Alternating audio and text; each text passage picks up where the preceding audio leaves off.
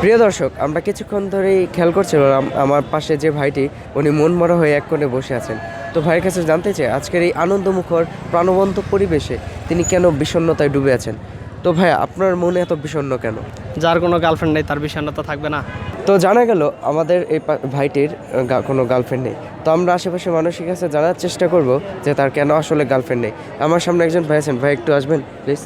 তো আপনার কি মনে হয় ভাইয়ের কেন গার্লফ্রেন্ড নেই?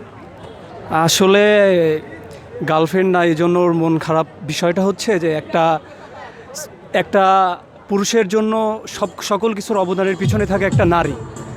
যে পুরুষের আসলে একটা সুন্দর নারী থাকে না তার লাইফে, তার আসলে মনটা বিষণ্ণ থাকবে, একাকিত্ব বোধ হবে। হ্যাঁ, একটা পুরুষকে সুন্দর রাখতে, ভালো রাখতে, একটা পুরুষকে একটা উচ্চ পর্যায়ে নিয়ে যাইতে গেলে একটা নারীর প্রচুর অবদান থাকে। তো আমি ভাইকে আসলে একটা বিয়ে করার জন্য বিশেষভাবে অনুরোধ করব, তাহলে তার লাইফে অনেক স্বাচ্ছন্দ্য আসবে বলে আমি। আচ্ছা, ভাইয়ের কাছ থেকে আমরা সমাধান পেলাম।